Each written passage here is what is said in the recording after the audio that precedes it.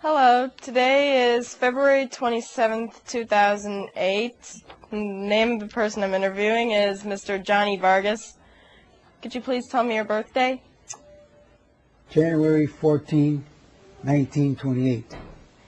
I'm Damaris Purdy, and we have Mr. John Fleener at the camera and sound. And I am working with Elgin Academy and Gail Borden Public Library. So, could you tell me which war you served in? Served the Korean War. What branch were you in? I was in the Army. What was your rank? Corporal. Okay, where did you serve? Well, I took basic in Fort Leonard, Missouri. And from there, I was there for close to maybe 6 months. And from there, I went to Saipan, Japan. I also was volunteer for special service because I'm a musician. And there was just 2 of us that volunteered. And we got to Japan. We were there for a week. And our lieutenant gave us permission if we wanted a pass. And my buddy took the pass, but I didn't. I just stuck around for a couple of days. After that, we had a red alert that the Koreans attacked the PUNCHBOWL, which many of the GIs were trapped in the PUNCHBOWL.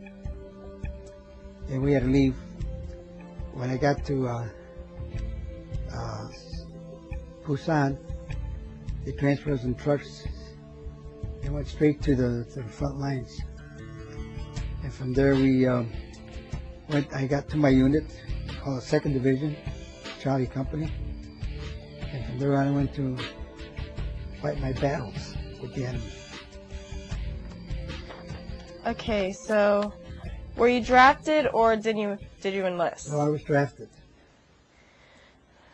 Where were you living at the time? I was living in Chicago at the time, my old neighborhood. See, so do you recall your first days in service? My first days in service was, well, we had more or less, we had recruiting road calls in the morning in Fort Leonard, Missouri, and we had to get up at 3 o'clock in the morning for road call. They called out our names, see if we were there, make sure, and then we went on to our destination to do our duties, basic, you know. Okay, what did it feel like? Well, it felt pretty good, not too bad, but I kind of enjoyed it in a way, you know. I always did like the Army. Tell me about your boot camp experiences. Well, the boot camp experience was, beginning it was not too bad. We had like I said, we had the roll calls and all that, but some of the parts that we realized that we had to carry a full pack, a rifle, and march about 35 miles one way and 35 miles back. We got back, we were so tired up, proved out, we just fell on our barracks without even taking our packs off. We were so tired, you know. That was some of the experience, and we took a lot of training, special training with Fort Leonard with an engineer camp to learn how to set booby traps, mines, and all kinds of build bridges, or foot bridges they call it, for the foot soldier on the rivers or ponds or whatever. And there was a lot of experience there, rifle range and so forth, you know. Do you remember your instructors? Well, at the time the instructors were, we had the 1st platoon, 2nd, and 3rd and 4th. I was in the 2nd. The sergeants who were in basic, I don't remember their names, but they were pretty good sergeants, and they trained us very well. They were very good instructors, you know. How did you get through it?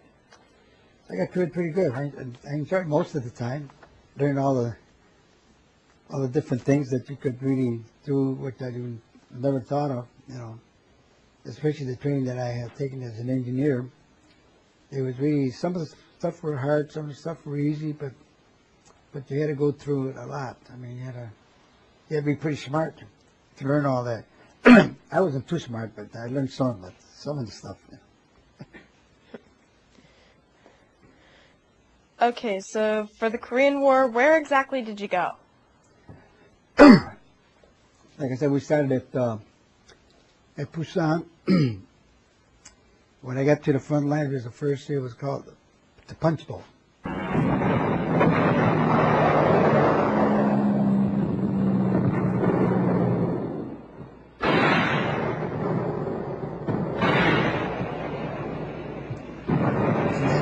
Bloody Ridge.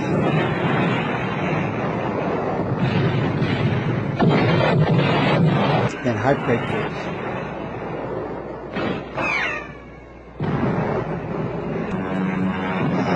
Borden. And the hill that I really went through was 1179, called the Fool's Mountain. That was the roughest battle I ever had. That's where I got wounded. Do you remember arriving? Oh yeah, well, when we arrived there, it was around April. We got into trucks, and we drove maybe a few hours, maybe 3 to 4 hours, to the front lines. See, there was 3 companies called. First one was the Able Company, Baker, Charlie. Well, we were Charlie. They call us Charging Charlie because when we took a hill, we took it, you know. And Koreans were very fearless to see this patch. When they saw that patch, they were really, really scared. They knew we were going to take a hill. We took it. What was your job? I was a rifleman and a squad leader to take my men to an object where we had to take an objective where our captain, lieutenant, and assigned us to take certain parts of the hills that we were supposed to. Each squad had a place to go around the hill.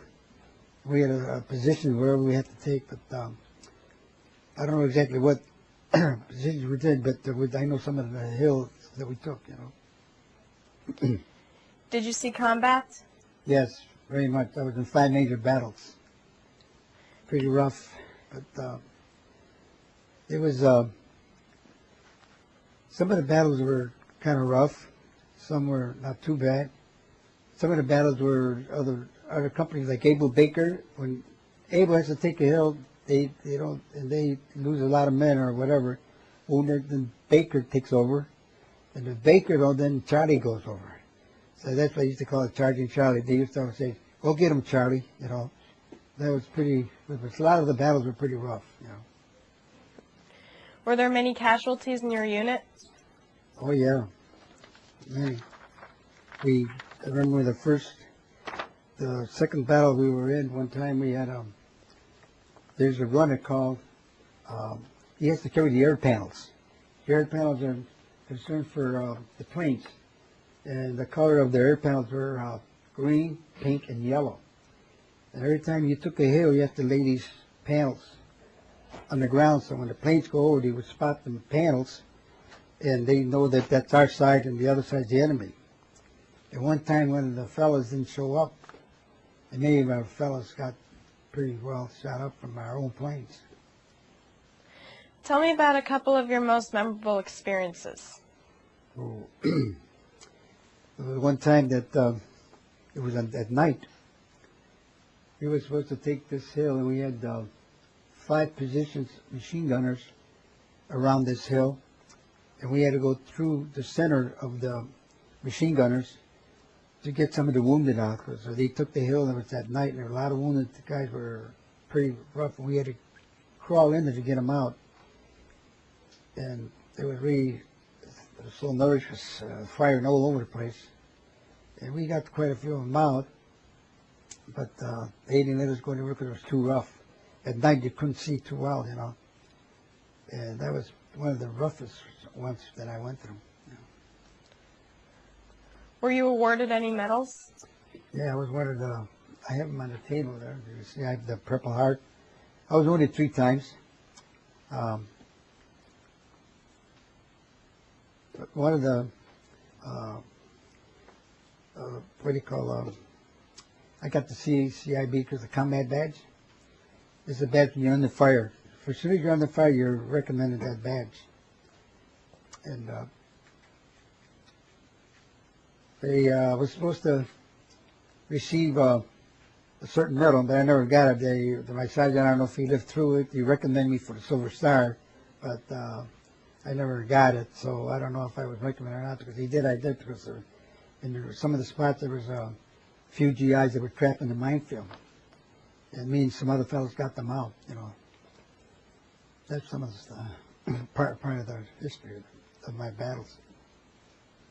How did you stay in touch with your family? Well, I didn't write to him. The only way I got in touch was my cousin, because he was in the service, and he used to write to me. He's the only one who used to write with them. My family, I don't know, well, I didn't have to tell you, I didn't have time to write that much when you're out in the battle. You get a chance to, but then the mailman never came around, really, to pick up the mail, so. But outside of my cousin was the only one that really wrote to me a lot. You know, keep in touch. What was the food like? Sea rations, wow. Sea rations, everything's in a can. You know, sometimes you go to the grocery store, you see something that says, I like this kind of soup. Oh, Mom, I like that kind of soup. Well, over there they had corned beef hash, and nobody liked it. There was corned beef hash, nobody liked it. So all you see is the cans on the fields, and the battlefields. If you see a can of corned beef hash, you know right away that you wouldn't eat it. But there was one time when we didn't get food for a couple of weeks. We needed airlift that throws down supplies, food and all that. All the fellas were wondering, you know what? That corned beef hash would come in handy now, and we don't want to like it. They all went out looking for corned beef hash. Did you have plenty of supplies? Oh, yeah. I had a South Korean, I don't know his name, but he was really helpful to me. I used to give him Korean money. He used to carry a whole case of grenades, because I used to love the grenades. I have 2 pouches. Like, you know, when you have 45s and cowboys and all that, but I had pouches. Each one, you could carry 2 grenades in each pouch. There are 2 different types of grenades. Prosperous and smoke grenades and regular heavy grenades. Silencers. And we have things and bandoliers. I used to use 4, 5, 6 bandoliers across. Plenty of ammo, you know. And we used to always have it in our foxholes. Did you feel pressure or stress? Oh, yeah, many times. Yeah, many times. A lot of times you'd be sitting down and we call in-mail. In-mail means artillery coming in from the enemy. You would sit down for a minute and it would land right next to your foxhole. And one over there, one over, you just have to stay in your foxhole because it was really something. And we used to call it in-mail. Out-mail is when you hear from our end, when you could hear the whistle go by, you could tell it was our side. But when you hear in-mail, artillery coming in, you know you have to duck and stay in your hole, you know, foxhole.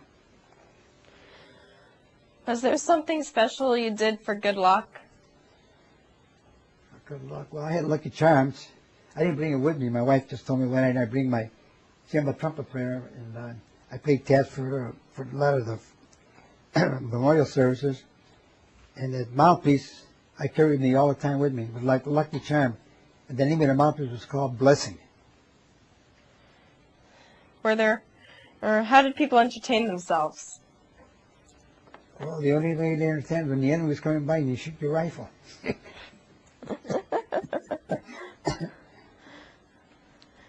So, what did you do when on leave? Well, when the first leave we got, we went to Japan. I went to Osaka. They give us a week pass. All the fellows get together. We get to go to some of the taverns, and it was really nice. They treated us like kings, you know. Of course, we had to spend money. See, you have American money, and like I took $200, and I had a stack. I had to take a sack. Well, they give you so much money for $1, you know, Japanese money. And well, not a whole sack, but we had like little bags that I carried our money.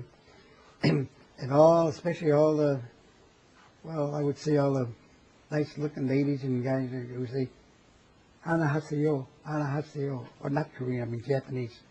They would welcome us, you know. Do you recall any particularly humorous or unusual event? Well, you mean like special shows and stuff like that, or because we had a USO shows, and besides, I have two brothers that were in the same outfit that I was in, except my brother Rudy was in the 24th Division, my brother Joe was in the 2nd. I was in the 2nd. He was in Fox Company, 9th Regiment, and they had a USO show, and I heard they were there, and when one of my sergeants told me, he says, "I'll give you a ride to go maybe see your brothers." When I got there, the USO was over. I got to miss my brothers, you know, at that time. What were some of the pranks that you or others would pull? Yeah. Oh, boy, I got 1,000 of them to give you. Well, we had new recruits, you know. I was in, I think, a couple of battles already. We had new recruits come in, they got in the trucks, and my Sergeant Tucker was sitting down, and a lot of fellows said, "How is it out here, Sarge?" He says, "You see that guy over there sitting there?" He was pointing to me. He says, "There's the guy you want to talk to." He says, "Corporal," he says, "how was it? Did you get to fight the enemy and everything?" He says, "Oh, yeah." He says, "What happened?" He says, "Did you ever get captured?" "Oh, yeah, I got captured." "What happened?" He says, "Well, they gave me a shovel. They told me to dig my grave." So I started digging my grave and everything, and then and they were standing there with the rifles, and they says, "Well, you better lay down." So I laid down, and what happened? They shot me. What happened? I died. That's one of the jokes. What did you think of officers or fellow soldiers? Oh, they were great. A lot of good men. In fact, a lot of our buddies that I fought with, some are still alive, and we have a lot of reunions where you get to see each other, tell our stories. In fact, we're going one in May, going to Kentucky to another reunion, the Alliance, to meet some of my buddies. We all get together and talk. But a lot of them that did come back, some of them are already passed away. But we get together very often, a lot, in our reunions. Did you ever keep a personal diary? Well, not really. Mostly I have memories. But I didn't write any diaries. But my diaries in my mind, things that I went through. That's about it. Do you recall the day your service ended? Oh yeah, when the last day of my service in overseas in Korea was the day I got a report that says, "Well, Johnny, you've been in 5 major battles. You've been here 11 months, almost a year. It's time for you to go home." I said, "What? Oh, yippee!" And all the fellas cheered me and everything, and they were real happy that I was gone. And the next day before I left, they all got up on the hill, and they all saluted me. And they had tears in their eyes because I sure missed them. And that's when I left and got home on the ship and got off in San Francisco when I got back home. Okay. What did you do in the days and weeks afterward? Well, when I got home back, I went back to my job, which I worked at Eastland and Company. When I left, and when I came back, I went back to my job. And from there on, I went on my duties as a musician. Also played during the weekends and stuff. And that's the way I enjoy life. Okay, so did you continue working? Yes, I sure did. I worked many companies. Every company that I worked for, they closed up, they folded up. 3 companies that happened that way. After the 3rd one, that's when I retired. Was your education supported by the GI Bill? No, I had a chance to, but I never did go. I still have, I think, a chance to go, but I don't know what subject or what I want to do or take. Music, probably, trumpet, you know. Did you make any close friendships while in the service? Sure did. I had a lot of good buddies, and that's why I'm saying we meet them at the reunion. We get at the reunion, we talk about a lot of old memories and stuff we did, and there's a lot of fellows that didn't make it, you know. You think about them. And a lot of times, too, when I play taps, Memorial Days, I always think of all my buddies, especially my brother Joe. He's gone, but he died in civilian life when he was back. And I met many, many friends. And lost quite a few also. Did you join a veterans organization? Oh, yeah. I belong to the VFW lifetime membership, American Legion 57, and many more community affairs that we belong to. You know. Okay, so what did you go on to do as a career after the war? Well, like I said, I went back to my job, and as a musician, I did do a lot of playing. I went on the road. I played in Vegas for a year, and I played many bands. I had many bands. I had 19 fellows in my band, and they're all gone already. So there's only just a few of us left, you know. What kinds of instruments did you play? Well, I played trumpet, I sing, and I play bass also. And I have quite a few. There's only 2-3 musicians left from my bands, and that's what I play. And I have a group right now. Frank Alonji, he's a piano player, and myself. And we play for a lot of senior citizen parties and birthdays and whatever, you know.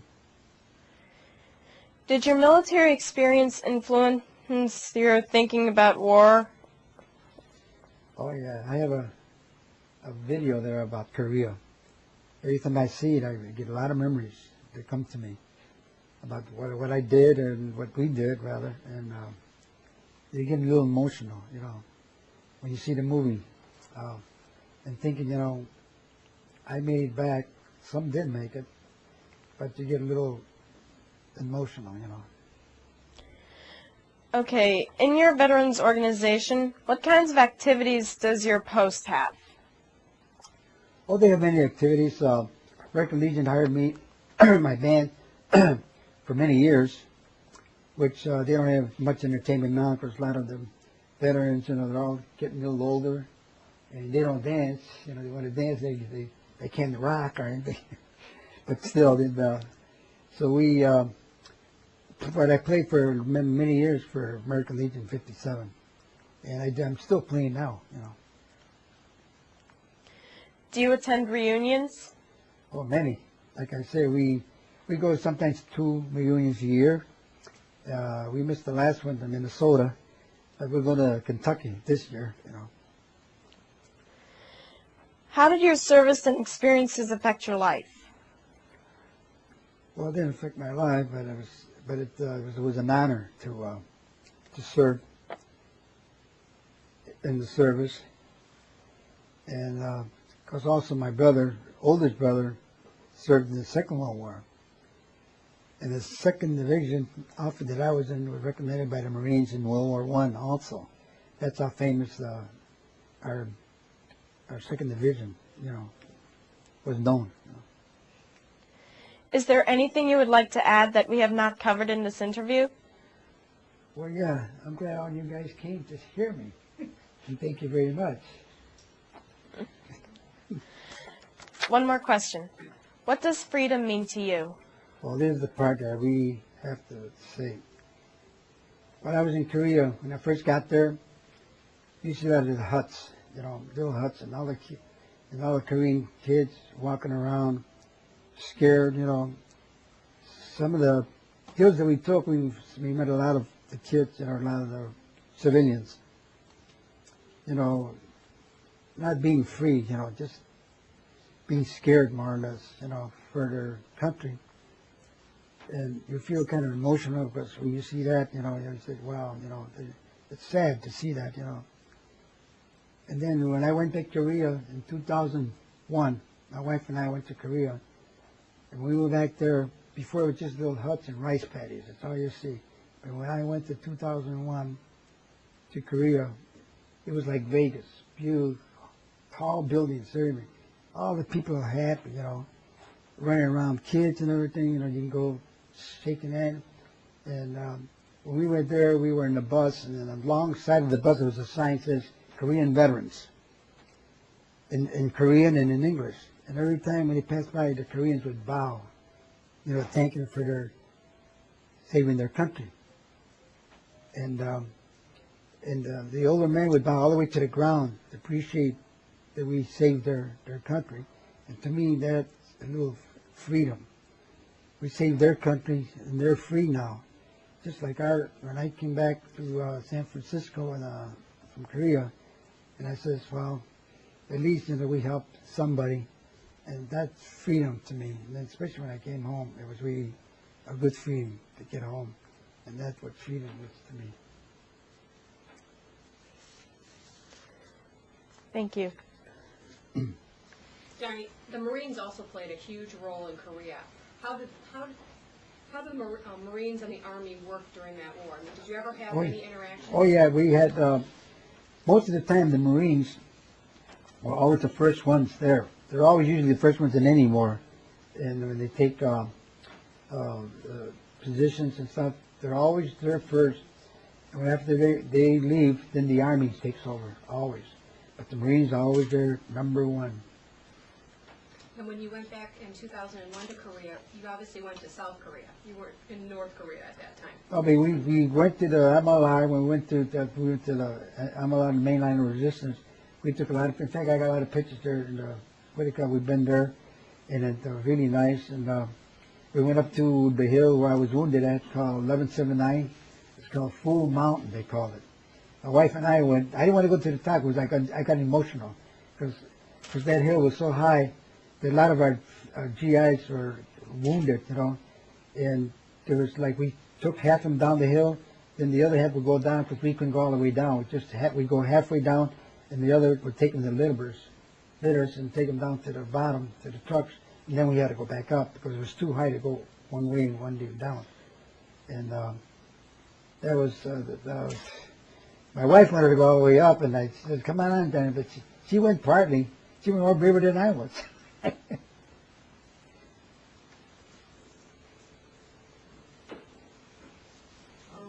may have already answered this question, but how did you get your Purple Heart? Well, my Purple Heart, I got shot in my leg, and when I got wounded, I was starting to walk, and I limped, and I couldn't lift my leg. My leg got all numb, and then somebody jagged. If you guys help me get down to the bottom, my leg was all full of blood, and this shrapnel about that big. But also, I have a combat badge here. You'll see the story there. When I got back from 1179, the second time when I got back to the company, artillery was coming in from North Koreans, and one bomb flew right next to me. I went off the ground about this high, off the ground, landed. But I got a little bit shrapnel, not too bad. So when I got back to Red Mountain, I wanted to write my brother a letter, let him know what happened. So I was trying to open up my pocket, and I couldn't get it open. So I finally, my buddy helped me, and he ripped my combat badge. When you open a can of sardines, and how it's twisted like that?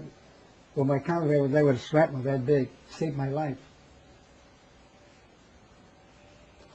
I wouldn't be here today if it wasn't for that combat badge. And you should tell the kids that the combat infantry badge was designed by an Elginite named Tribby Roblestead. Yeah, he designed it. When he had memorial services for him, my wife called the newspaper and told him about my story. She said, that's a good story to tell because he's the one that made the medal. So this editor called me up at work. He says, I want you to meet me over here at George's restaurant. I says, who's this?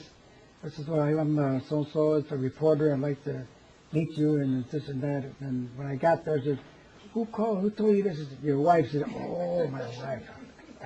So I told him that story. That was my story. It's in that first cover book. You'll see it there. The Army book, right there. The story's right on there. You can see it. How about you? Yeah, you. Okay, how did it feel to be a squad leader? Squad leader? Yeah. It was pretty good. And in fact, just before I left, I volunteered to go on a combat night patrol, because I used to like to go to night patrols. My Sergeant Tucker says, you're going patrol, but we're going to go right in front until war starts, because you're going home tomorrow. So I said, no, you might not make it, so that was one of the things that my sergeant didn't want me, so that's when I came home. What's so appealing about the night job? Pardon me? Night patrol. Why'd you want that? I liked it better because the cooks don't find you. They can't spot you at all. See, we used to have like little badges they glow in the dark. We used to put them back in our helmets. When we go on night patrol, you could spot them. Each fellow would go by, and would recognize. So this way we knew where we were at. And I never came in contact with the enemy at night. It was just mostly reconnaissance to get in touch with the enemy to find out where they're at. And then write a schedule on the map, and then when we bring the report, we give it to the captain or lieutenant, and you report it to the artillery, and they would spot that spot, and they would throw artillery rounds in that area. When you come in contact with the enemy.